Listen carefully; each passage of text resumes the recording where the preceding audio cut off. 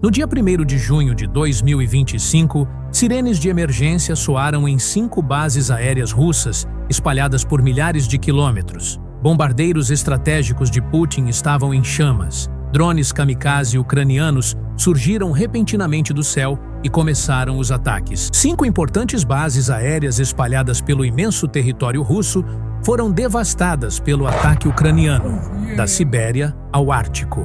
Mas havia um problema. Nenhum drone ou míssil havia sido visto ou detectado atravessando a fronteira russa. Não havia nenhum sinal de invasão aérea detectada. Nenhum radar russo havia detectado nenhum alvo aéreo inimigo entrando em território russo, nem alertas do sistema Pantsir ou S-400. No entanto, os aviões estavam explodindo. Em minutos, mais de 40 importantes aeronaves foram destruídas ou severamente danificadas. Uma resposta surgiu. Os drones foram lançados de dentro do próprio território russo. Eles não vieram pelo ar, vieram do asfalto. Caminhões civis cheios de drones kamikaze estavam estacionados há semanas ou até meses ao lado das bases russas, invisíveis aos olhos da segurança russa. Quando a hora do ataque chegou, uma tampa se abriu e os drones foram liberados de forma automática sem nenhum ucraniano por perto. Eles estavam lá o tempo todo, esperando. Os ucranianos conseguiram fazer com que os caminhões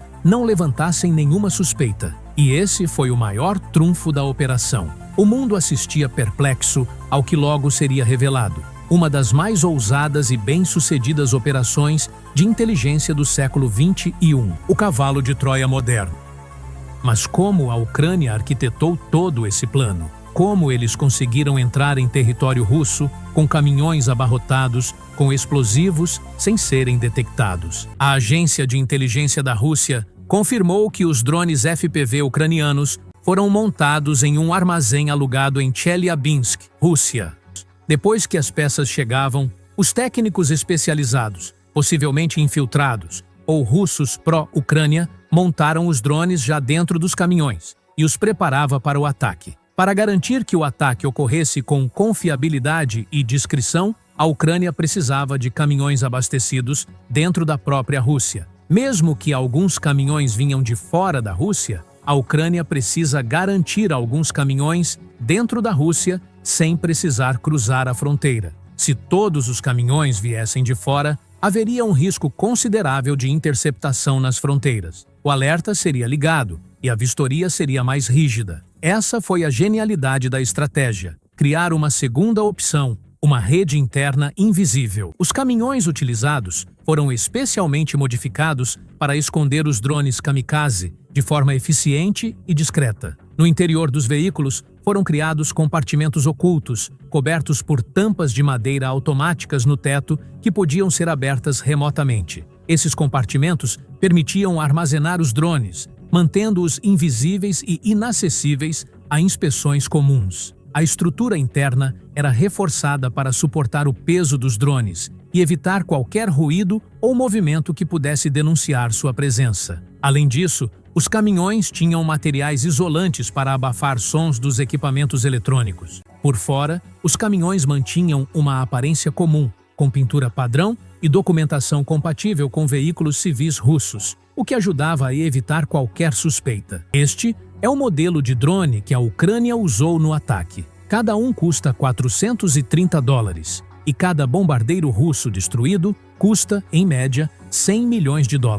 Dependendo se já estava ou não armado com mísseis. Entre as aeronaves destruídas estavam bombardeiros estratégicos Tu-95 e Tu-22M3, além de um avião de comando A-50. Em termos militares, a Rússia perdeu 34% da força russa de bombardeiros, e o prejuízo dos danos causados por essa ofensiva ultrapassou os $7 bilhões.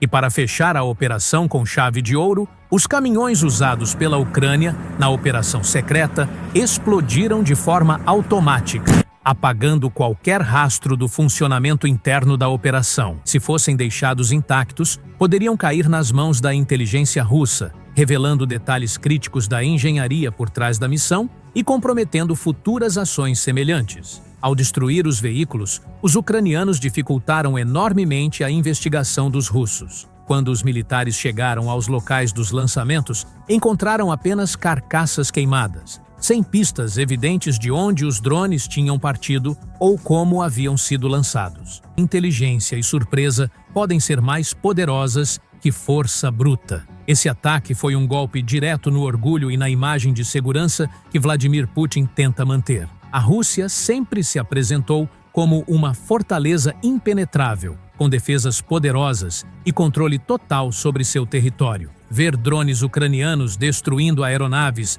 dentro de bases militares no coração da Rússia, lançados de caminhões camuflados, quebra essa narrativa.